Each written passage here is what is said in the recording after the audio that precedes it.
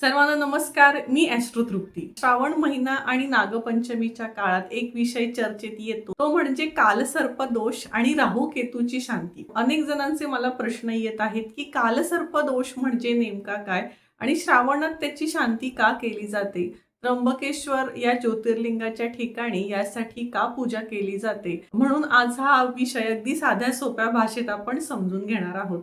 तर सर्वात आधी कालसर्प योग म्हणजे काय ते समजून घेऊया. आपल्या ज्योतिषशास्त्रातील एका प्रचलित मतानुसार जन्मकुंडलीमध्ये राहू आणि केतू यांच्या अक्षाच्या एका बाजूला इतर 7 ग्रह आले असतील तर त्याला कालसर्प योग असं म्हटलं जातं.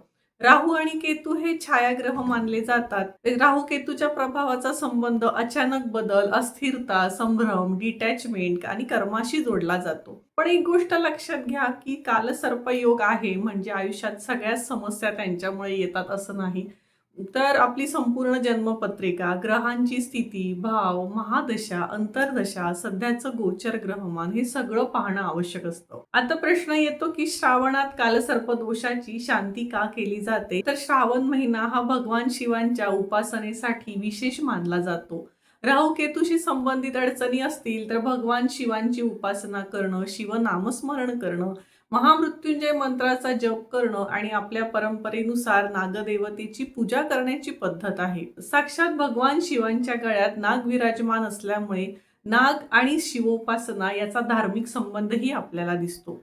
आता आपण त्र्यंबकेश्वर या ज्योतिर्लिंगाविषयी जाणून घेऊया. दक्षिण काशी म्हणून प्रसिद्ध असलेलं नाशिक जवळचं त्र्यंबकेश्वर हे भगवान शिवांचं अत्यंत पवित्र आणि जागृत असं ज्योतिर्लिंग क्षेत्र आहे. या ज्योतिर्लिंगावर 3 उंचवटे असून ते साक्षात ब्रह्मा, विष्णू आणि महेश यांचं प्रतीक मानलं जातं.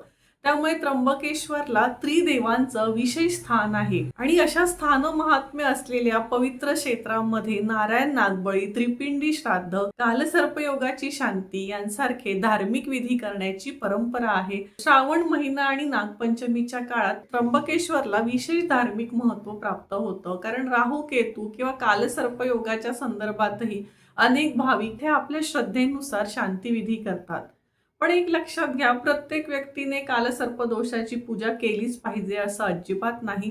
जर तुमच्या कुंडलीत कालसर्पयोग असल्याचं अभ्यासू ज्योतिषाने सांगितलं असेल तर आधी संपूर्ण कुंडली पाहणं महत्वाचं आहे आणि जर तुमच्या कुंडलीत असा योग असेल तर शांती करू शकता.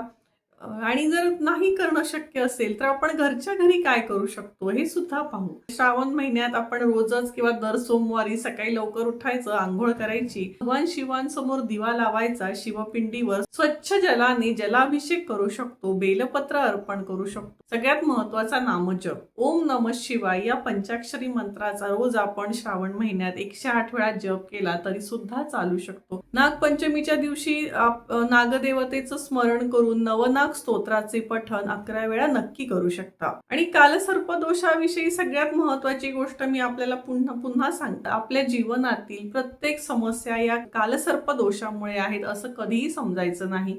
नोकरीची अडचण, व्यवसायातील नुकसान, लग्नाला उशीर, आर्थिक समस्या म्हणून लगेच काहीतरी पत्रिकेत दोष आहेत आणि त्याच्यात कालसर्पयोगाला कारणीभूत ठरवायचं नाही. तर प्रत्येकाची जन्मपत्रिका, दशा, अंतर्दशा, गोचर पाहिल्यावरच निष्कर्ष काढता येतो. आणि सगळ्यात महत्वाचं, आपलं मन नेहमी सकारात्मक ठेवायचं, उपासना श्रद्धेने करायची, काहीही होत नाही. कालसर्प योग असो किंवा नसो, प्रत्येक व्यक्तीने भगवान शिवांची उपासना करू शकता. आणि या श्रावणामध्ये भगवान शिवांना रोज आपण जलाभिषेक करा, बेलपत्र वाहा, ओम नमः शिवायचा जप करा आणि मनापासून देवतांचं, मनापासून सकारात्मक राहण्याचा प्रयत्न करा.